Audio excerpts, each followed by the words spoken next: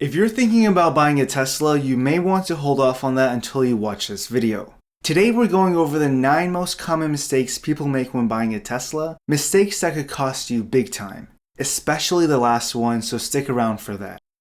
First up, having a charging plan and charging setup is crucial before you take delivery of your Tesla. Yes, it's true, Tesla has one heck of an established charging network. However, charging your Tesla at home is the most convenient way. You can plug in when you get home, let your car charge up overnight, and wake up to a fully charged vehicle. It's like saying goodbye to the trips to the gas station forever. And this is why I recommend installing your home charging equipment prior to taking delivery of your vehicle. Most installations will take a few hours, but finding and scheduling an electrician can take a couple of weeks. Now, the installation pricing will certainly vary depending on your home charging hardware and electrical system. Your best bet at seeing how much it will cost you to install a charger will be to contact a licensed electrician to receive a quote. They'll give you a price according to your needs and your house's electrical setup. But be sure to shop around because prices will certainly vary from one electrician to another. Next up, range anxiety. Trust me, I get it. Coming from gas cars, you never had to think of range as gas stations are everywhere. But like I've said in my other videos, with an EV, especially a Tesla, charging at home is like having a gas station right at your house. Most people have a daily commute of around 40 to 50 miles, and you'll be waking up every morning with a full charge. If you're thinking about getting the longest range model just for those 1 or 2 big road trips a year, you might want to think again. Even on long road trips, you'll need to stop and charge multiple times regardless. So those extra miles in the long range won't really make the biggest difference in the world. Now, something else to note, if you get a Tesla with an LFP battery pack, you can charge to 100% on a daily basis. This essentially gives you the same daily range as the long-range models, which are recommended to charge only up to 80% daily.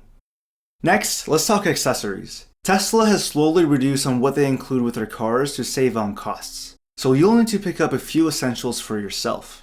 Another mistake to avoid is not having the right accessories ready, and many people go wrong here and make a huge mistake. You see, getting your hands on a Tesla is just the beginning of an epic journey. And trust me when I say this, you're going to want to deck it out with some essential and useful accessories to truly elevate your Tesla ownership experience.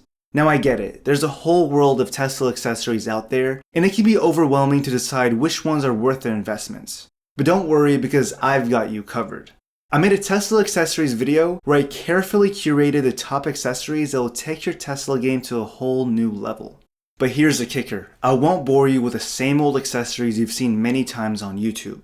So before you make any purchases, do yourself a favor and check out my Tesla accessories video linked in the description below. I've done all the research for you so you can save time and money while ensuring you get the best gear out there.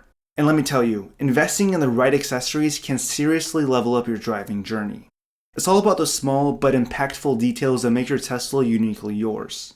And for those seeking hand-picked accessory recommendations, I've also curated a list of my favorites, which you'll also find in the description below. Now, Tesla's advertised range can be a bit too optimistic. These numbers are based on ideal conditions, and real-world driving range is typically about 10 to 15% less than what is advertised. For daily commutes, the discrepancy is not a big deal because you'll have a full charge each morning as I described earlier. However, it's a different story for road trips. Factors like driving habits, terrain, and weather can significantly impact your range, especially in colder climates. So if you're planning on a long road trip, expect to make more frequent charging stops than Tesla's range estimates suggest. Features like the heater or the air conditioning can also drain the battery faster, further reducing your range. While those impressive range numbers look great on paper, the reality is always a bit different. It's crucial to plan accordingly and not rely solely on those optimistic range estimates. When buying a Tesla in 2024, don't forget about the tax credits and incentives available to you. You're certainly aware of the $7,500 federal tax incentive. However, state-level incentives can also be a game changer. Some states offer substantial rebates, and skipping these can be a costly mistake. Additionally, your electric company might have some hidden gems. Many utilities provide credits or reimbursements for installing EV chargers at home. This could significantly cut down your setup costs. And here's a pro tip. Ask your utility company about off-peak rates. Charging your Tesla during off-peak hours can lead to major savings on your electricity bill over time. It's like getting a discount on your daily fuel costs, something you definitely don't want to miss out on. Hey guys, if you're enjoying this video so far, make sure you hit that like button, subscribe to my channel, and tick that notification bell for more content like this in the future. Charging your Tesla to 100% regularly might seem logical, but is a mistake you don't want to make.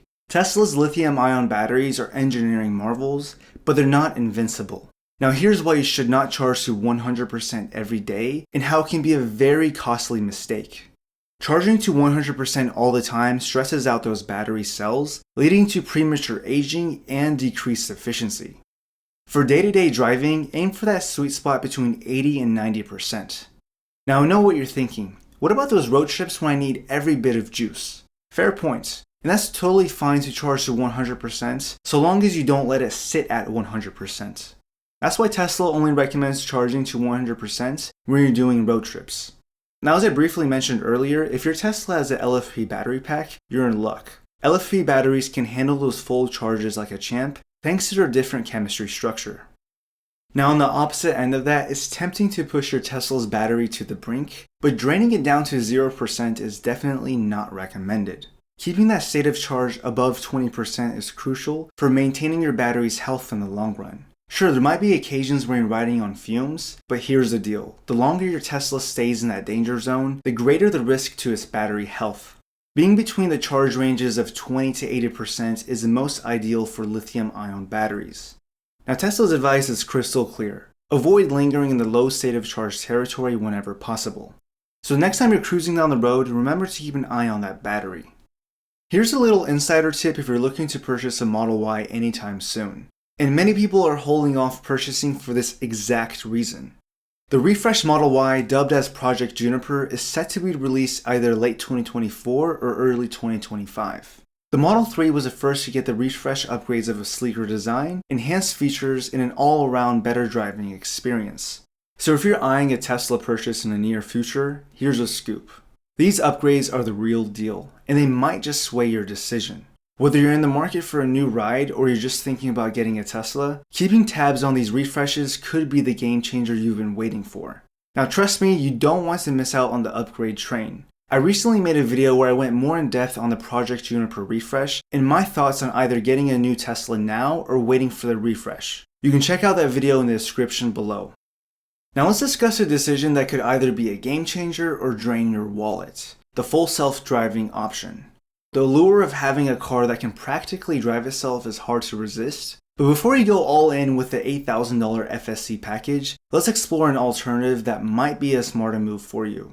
Tesla now offers the FSC subscription for $100 a month, giving you the opportunity to experience the capabilities of full self-driving without committing to the hefty upfront cost. This subscription model allows you to test the FSC capabilities at a more affordable price point. So here's what I would do. Before you take the leap and invest the $8,000 in the FSC option, try the subscription model first and see how it fits into your daily routine and driving habits. While the capabilities of autopilot and FSC are impressive, you might find that the standard autopilot features already meet most of your needs. You see, I didn't purchase the FSC option because at the time when I took delivery of my Tesla, it was a $15,000 option. They've been slowly reducing the price over time, and still at $8,000 for me, I can't justify that cost because autopilot already does a lot of the things that I need, and personally I enjoy driving on a daily basis. Now that we've gone over the 9 mistakes to avoid before buying a Tesla, I want to hear your thoughts. Leave a comment down below sharing your perspective on this. If you found this video helpful or insightful, don't forget to give it a thumbs up and subscribe to my channel for more content like this in the future. Thanks for watching, and I'll catch you in the next one.